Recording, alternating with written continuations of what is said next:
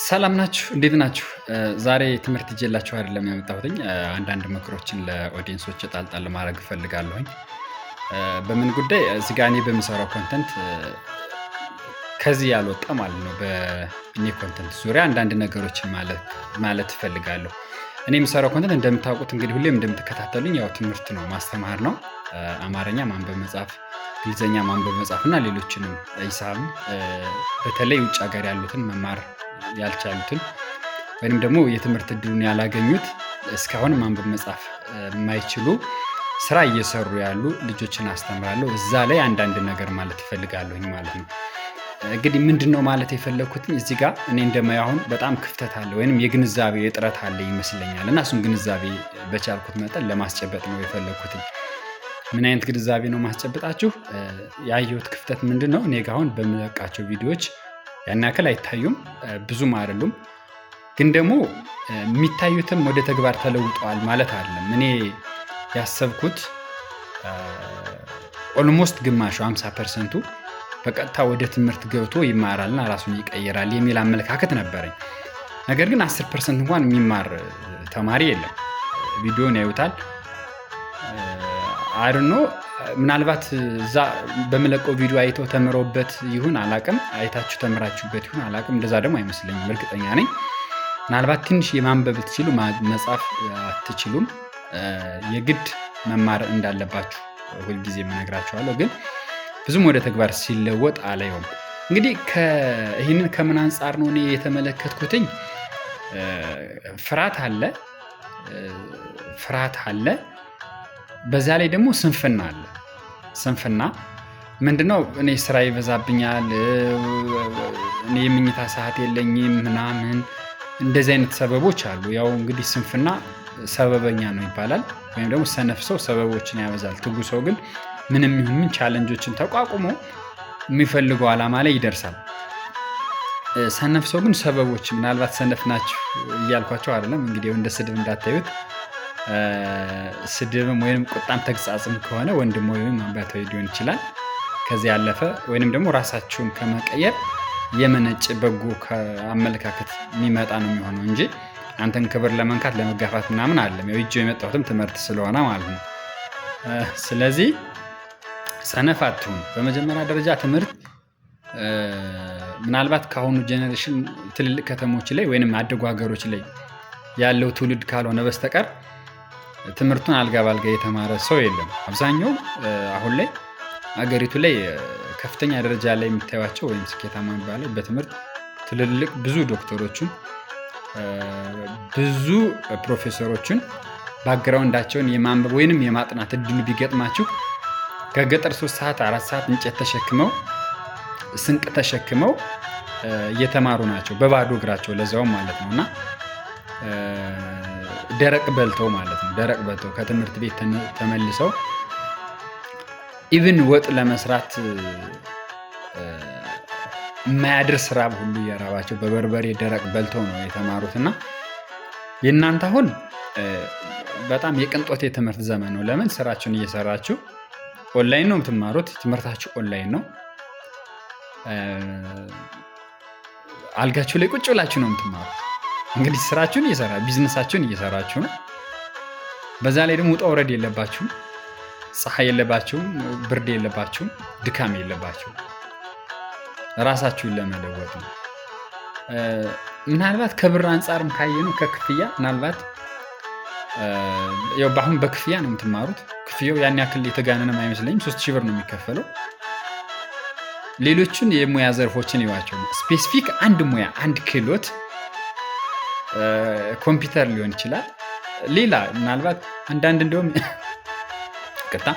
የህይወት ክህሎት ስልጠና ብሎ የሚሰጡ ሰዎች አሉና ከ20,000 ብር በላይ በወር እንደሚቀበሉ መረጃው አለኝ። ስፔሲፊክ አንድ ሙያ ለማጥናት አሁን ዝቅተኛ በየዩቲዩቡ ይሰጣል። ደውላችሁ ብትጠይቁ በጣም ዝቅተኛ ሚኒመም 5,000 ብር ነው። እኛ የምንሰጠው 3,000 ብር ነው። ልታወዳድሩት እንዳትሞክሩ፣ በፍጹም ይገናኝ አይደለም። ኮምፒውተር ወይንም አንድ የሆነ የሙያ ዘርፍ ብትማሩ በዛ ሙያ ብቻ ለመሰማራት ነው የሚጠቅማችሁ። ይሄ ግን የህይወት አንድ አካል ነው። አሁን ላይ ባንክ ቤት ሄዳችሁ በፊት ላይ ቁጭ ብሎ እየጻፈ የሚያስተናግድ ነበር። አሁን የለም፣ ራስህ ጽፈህ ነው የምታስገባው። እንደውም ከዚህ በላይ ደግሞ አሁን ደግሞ ወረቀት የለም፣ ዲጂታል ነው ከዚህ በኋላ ማለት ነው። ስለዚህ አለማንበብ አለመጻፍ ከዚህም በኋላ ምን ሊሆን እንደሚችል ምን ፈተና ሊገጥመው እንደሚችል ለእናንተ መገመት ይከብዳል ብዬ አላስብም፣ እንደው ብዙ ማብራሪያ ሳያስፈልገው ማለት ነው። ስለዚህ ከምን አንጻር ነው ምኑ ናችሁ ነው ገብታችሁ እየተማራችሁት ያይደለ? እስኪ እንደው ምክንያታችሁንም ቢሆን እዚህ ጋር ስልክ ቁጥሬን አስቀምጥላችኋለሁ። እስኪ ደውላችሁ ምክንያታችሁን ቢሆን አናግሩ። ምናልባት በቀላሉ ሊፈታ የሚችል ይሄ የብር የክፍያ ማነስ ከሆነ ምናልባት ከሀገር ውስጥ በቤት ሰራተኛነት በምን የምትኖሩ ካላችሁ በክፍያ ከሆነ እሁድና ቅዳሜ ግሩፕ እንሰጣለን። እዛ ጋር እየገባችሁ ተማሩ። መክፈል የምትችሉ ከሆነ ደግሞ መደበኛ ሳምንታዊ ትምህርት ተመዝግባችሁ ቀን በቀን እየተማራችሁ ራሳችሁን መለወጥ ትችላላችሁ። እስኪ ኢማጂን ምንም ሳያነቡ ሳይጽፉ ከመኖር በጣም ልለጥጠው 5 ወር ወይም 6 ወር መማር አመትስ ብትማሩ ምን ትሆናላችሁ? እንዲህ ቀሪ ዘመናችሁን እኮ ምናልባት እግዚአብሔር እድሜ ሰጧችሁ 50 ዓመት 60 ዓመት 40 ዓመት ባለማወቅ ልትኖሩ ነው አይደል? 6 ወር መማር ኦንላይን ገብቶ 6 ወር መማር ምኑ ይከብዳል? ምኑ ነው እናንተን ያስፈራችሁ? ምን አስፈርቷችሁ ነው? ስለዚህ ኢሚዲየትሊ ምንም አይነት ሰበብ ሳትሰጡ ሌላ ምክንያት ሳይፈጠር በቀጥታ እየገባችሁ በዩቲዩብ ላይ መዓት አስተማሪዎች አሉ። እኔ ብቻ አይደለሁም፣ በጣም ብዙ ወንድሞች አሉ። እየገባችሁ ተማሩ። ምናልባትም ይሄ እድል የሚጠፋበት ወይም የሚጠብበት አጋጣሚ ልክ እንደመጣው ሁሉ እድል የተፈጠረው በዚህ ትንሽ ዓመት ነው። ታውቁታላችሁ፣ አልነበረም በዚህ 6-7 ዓመት በጣም ወደኋላ ከገፋሁት 7 ዓመት 8 ዓመት ከዛ በፊት የለም። ይህ እድል የተፈጠረው በዚህ አጭር ቀን ውስጥ ነው። በዚህ አጭር ቀን ውስጥ ደግሞ እድልም ሊጠፋ ይችላል፣ አይታወቅም።